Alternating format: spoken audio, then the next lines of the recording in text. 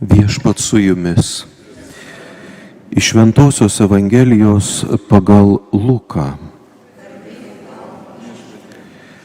Anuo metu kai kuriems žmonėms, kurie pasitikėjo savo teisumu, o kitus niekino, Jėzus pasakė palyginimą.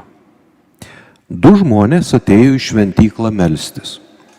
Vienas buvo fariziejus, o kitas muitininkas.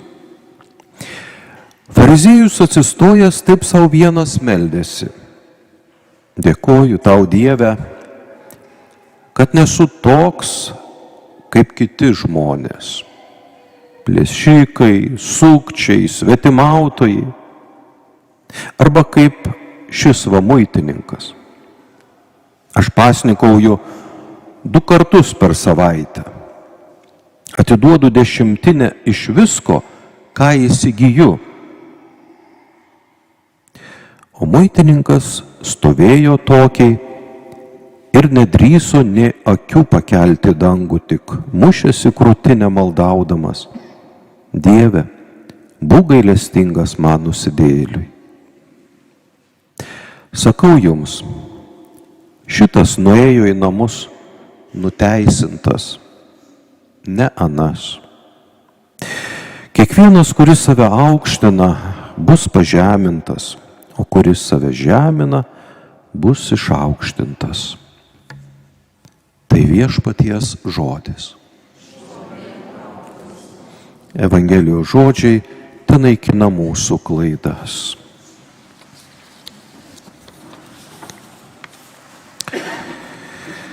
Mėlieji, prisimename mes praeitą sekmadienį skaitytą Evangeliją, kurioje Jėzus sako, kad turime melstis ir nepaliauti.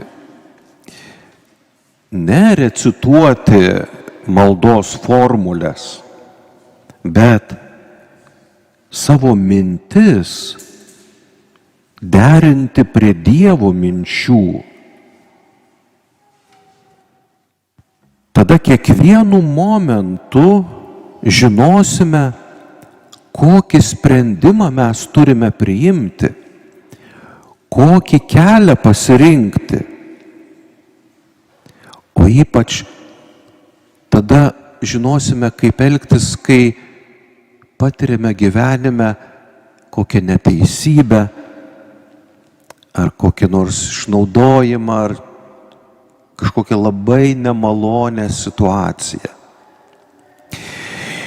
Jeigu mes nesimelsime, sako Jėzus, rizikuojame tapti blogai žmonėmis.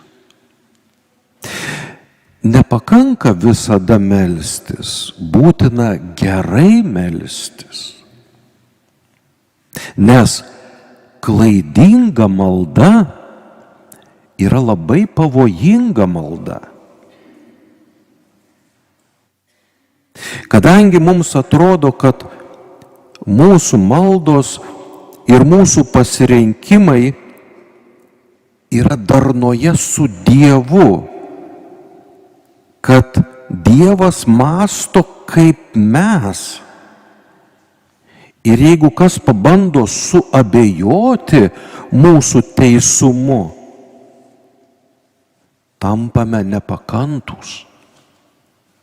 Štai kur veda bloga malda. Mes daromės nepakantus vieni kitiems, jeigu blogai meldžiamės. Taigi šios dienos Evangelijoje yra pateikta viena iš labiausiai žinomų Jėzaus parabolių apie fariziejų ir nusidėjėlį, arba čia vadinamą muitininką.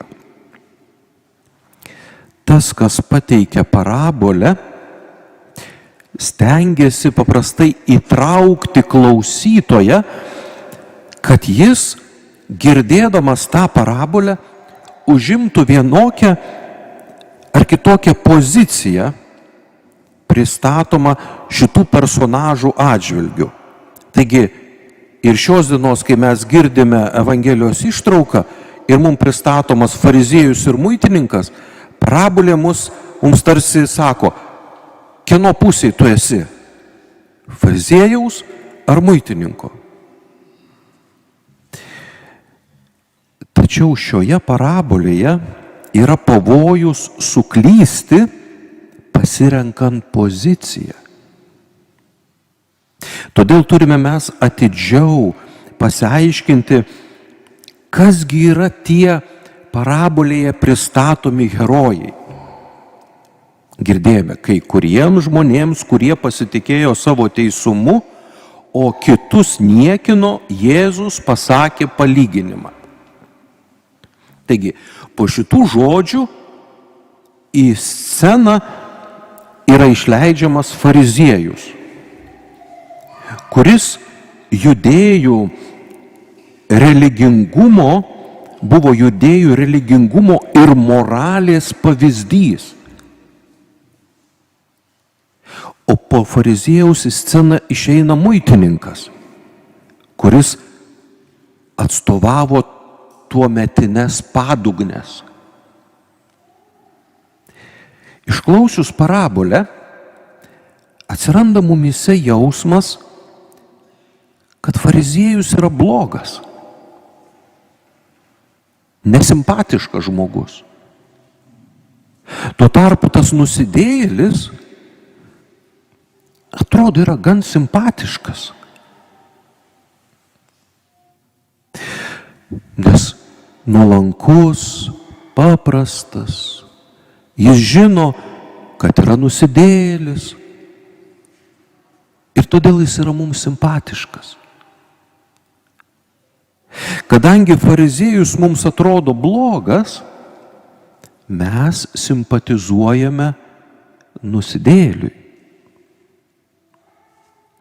Tačiau, jeigu eisi šiuo keliu, mąstysi būtent tokiu principu, kaip tau iš pirmo žvilgsnio atrodo perskaičiu šios dienos Evangeliją, suklysime pasirinkdami teisingą poziciją. Nesuprasime, kągi iš tikrųjų Jėzus nori mums pasakyti šios dienos Evangelijoje. Du žmonės atėjo į šventyklą melstis. Vienas buvo fariziejus, o kitas muitininkas. Fariziejai, o šiandien ir visi žydai, meldžiasi tik stovėdami. Taip jie išreiškia pasirengimą tuoj pat įgyvendinti tai, ko viešpats iš jų pareikalaus. Jie stovi, jie pasiruošę tučto jau veikti, ko Dievas nori iš jo, tai jis sutinka daryti.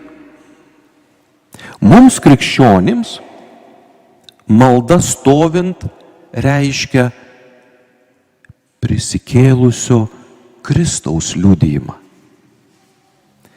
Mums stovėti krikščionims reiškia, mes pripažįstame Jėzaus prisikėlimą, tas, kuris įveikia mirtį. Todėl mes krikščionys stovėdami meldžiamės. Taigi, fariziejus ne dėl nepagarbos Dievui meldžiasi stovėdamas. Jis meldžiasi stovėdamas, nes tai buvo įprasta. Fariziejus taip savo vienas meldėsi. Ir čia nėra labai tikslus vertimas iš graikų kalbos, originalo kalbos, kuriame buvo parašyta Evangelija. Teisingas vertimas, toks gal labiau pažodinis vertimas būtų fariziejus į save meldėsi. Tai labai reikšminga yra detalė. Fariziejus nesimeldžia Dievui, bet jis meldžiasi savo. Fariziejus žino, kad reikia melstis, bet jo malda yra narcistinė. Tai gerėjimasis savimi. Dėkoju tau, Dieve, kad nesu toks kaip kiti žmonės, plėšikai, sukčiai, svetimautojai, arba kaip šis va muitininkas. Taigi susiduriame su žmogumi, kuris yra garbingas, skrupulingai laikosi Dievo įsakymų, veda tvarkingą moralės požiūrių gyvenimą, nėra svetimautojas. Bet ar tikrai? Biblinė prasme svetimavimas reiškia netinkamą bendravimą su Dievu. Kaip mes susiauriname šitą žodį, šitą prasmę žodžio. Netinkamas bendravimas su Dievu yra svetimavimas. Nes netinkamas bendravimas su Dievu yra stabų garbinimas. Tu garbini įsivaizduojamą Dievą, ne tą, kuris iš tikrųjų yra. Fariziejus yra svetimautojas, nes garbina įsivaizduojamą Dievą, o ne tikrąjį Dievą. Ir fariziejus net nesupranta, kad taip elgėsi, nes kalbasi jisai tik su savimi, o ne su tikruoju Dievu. Aš pasnikauju 2 kartus per savaitę, atiduodu 10 iš visko, ką įsigyju. Žydams buvo privaloma pasnikauti 1 kartą per metus, per Jom Kipur dieną. Tuo tarpu fariziejus nori priblokšti, sužavėti Dievą savo dvasingumu. Todėl pasnikauja 2 kartus per savaitę. Taip pat jis sumoka 10 nuo visko, ką įsigyja. Izraelyje buvo privaloma, kai nuėmė derlių, 10 jos dalį paaukoti šventyklos išlaikymui. Tačiau žemdirbiai stengdavosi visaip išsisukti nuo šios pareigos. Fariziejai apie tai žinojo, kad žemdirbiai sukčiauja. Ir todėl, norėdami kompensuoti žemdirbių apgaulę, fariziejai aukodavo šventyklai 10 nuo visko, ką įsigydavo. Jis nuėjo į turgų, nusipirko kažkokių tai prekių. 10 dalį išleistos sumos jis aukodavo šventyklai. Tam, kad kompensuotų žemdirbių apgaulę. Nes neprivalu buvo nuo kiekvieno įsigyto daikto mokėti 10. Taigi sumokėdavo ne tik mokesčius už save, bet ir už kitus. Ir jeigu mes ieškosime, prie ko galėtumėm prisikabinti, žvelgdami į fariziejų, nerasime. Fariziejus buvo tobulas žmogus visais atžvilgiais. Parabolėje taip pat nėra kalbama apie fariziejų kaip apie nusidėjėlį, kuris yra apsirengęs teisumo drabužiu. Tai žmogus, kuris religinė prasme yra nepriekaištingas.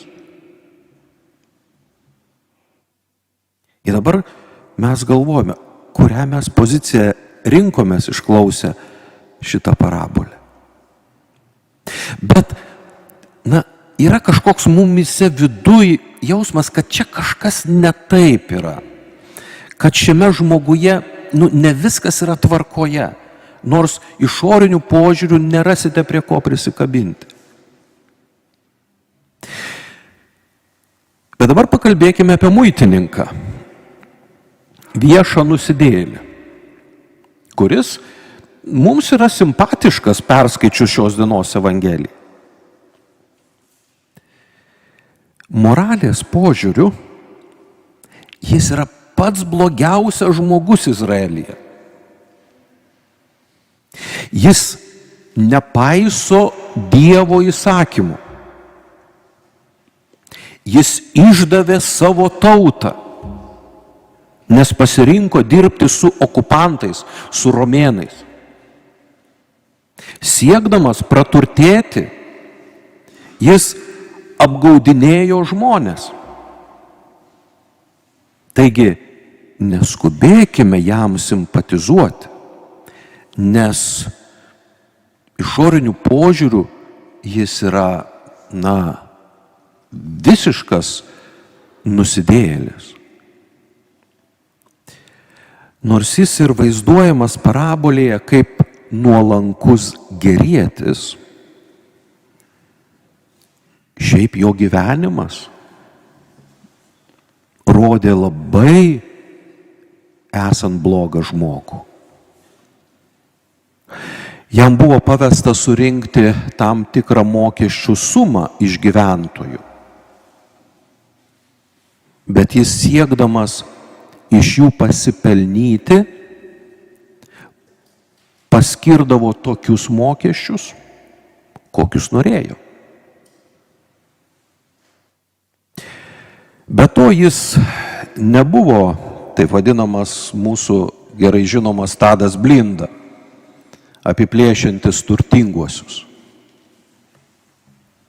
Muitininkai paprastai skriausdavo ir taip sunkiai galą su galu sudurančių žmonės.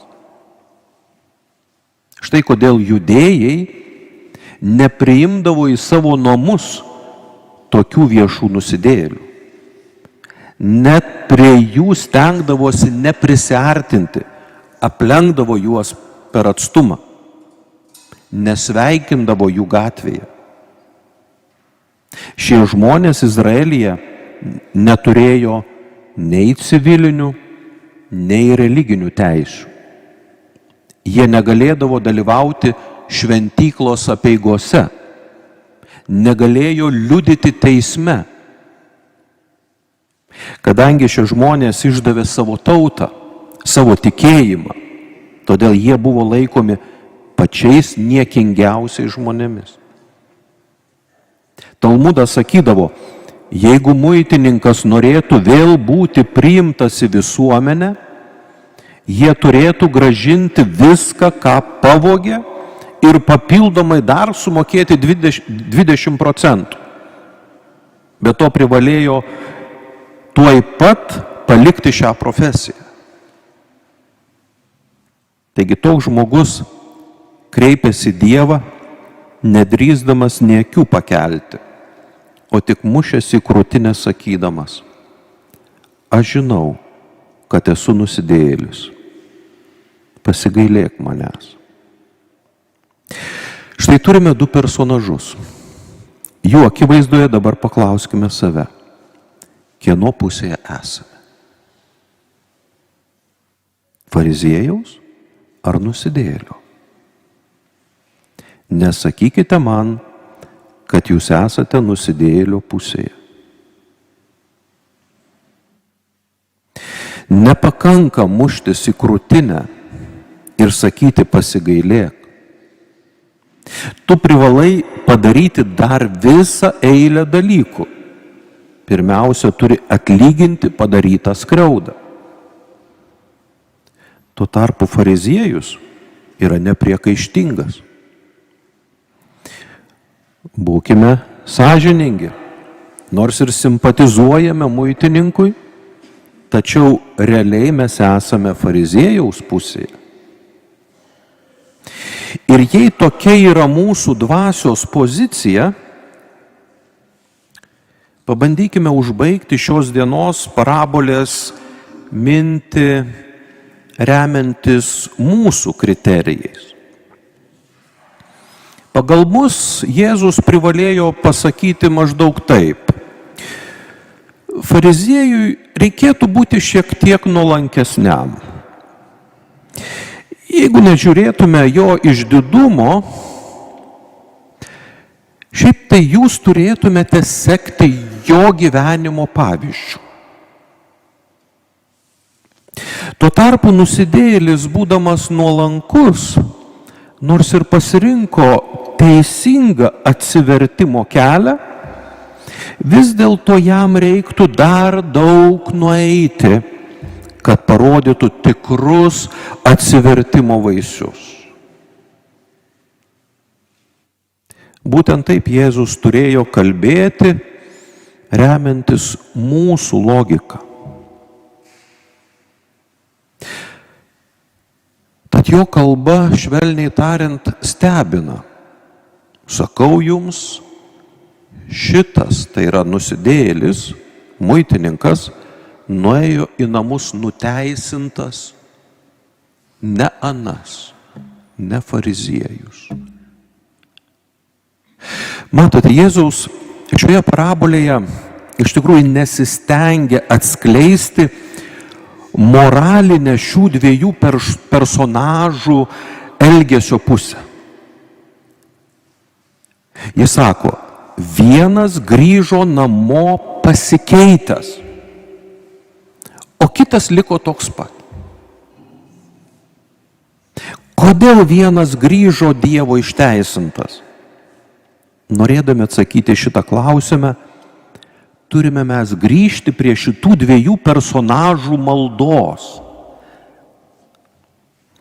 Koks Dievo paveikslas yra fariziejaus galvoje? Ogi Dievas, kuris neegzistuoja. Tai yra, jo galvoje yra stabas. Fariziejaus Dievas yra komersantas. Jis pateikia prekę tokios vertės, kiek tu už ją sumokėjai.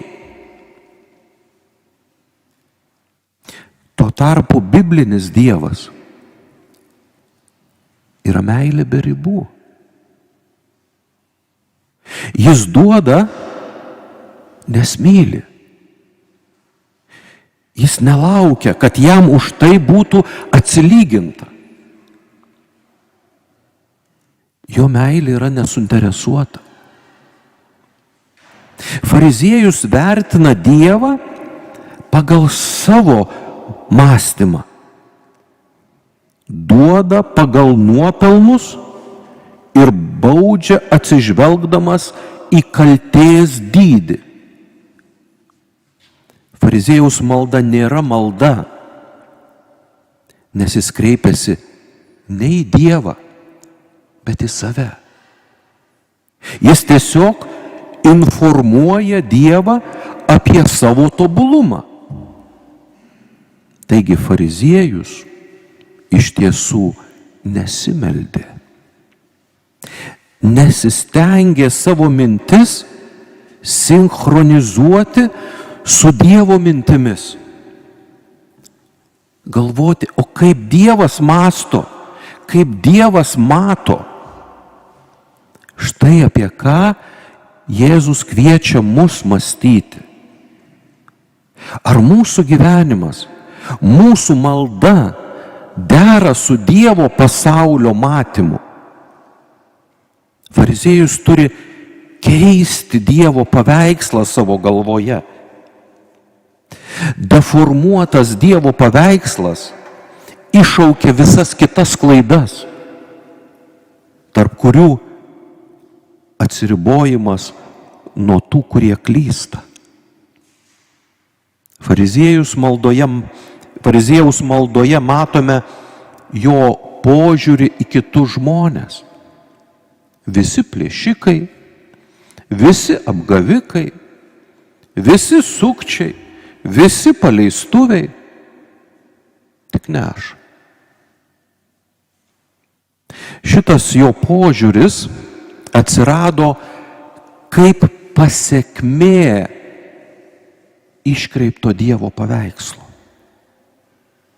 nereiškia, kad fariziejus yra blogas ir elgėsi blogai. Ne, tiesiog jis viską sumaišė.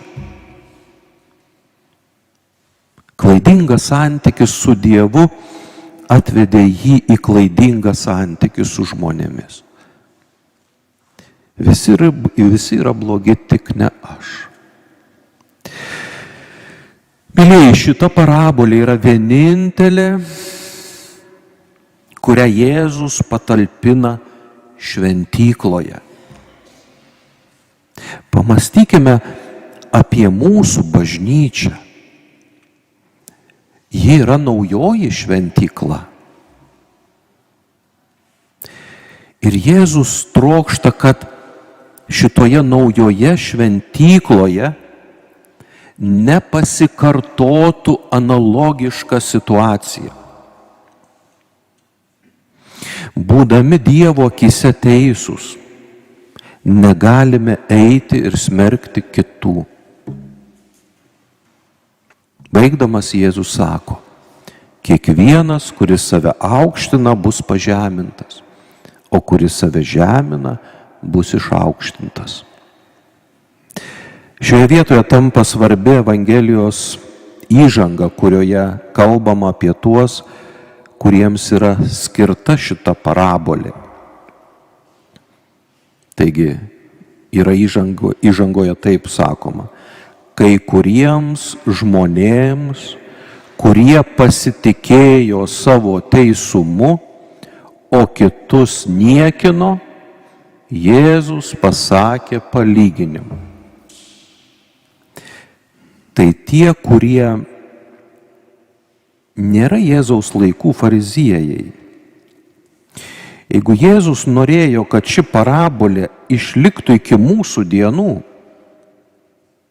ir kad mes ją išgirstume, reiškia, šita parabolė yra skirta krikščionims.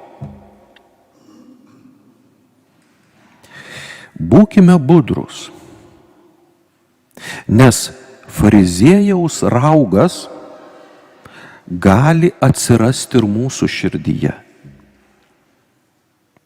Jei mūsų santykis su Dievu yra neteisingas, tai ir mūsų santykis su kitais žmonėmis taip pat bus neteisingas. Tad melskimės ne fariziejaus Dievui, bet Jėzui. Išpažinkime savo tikėjimą.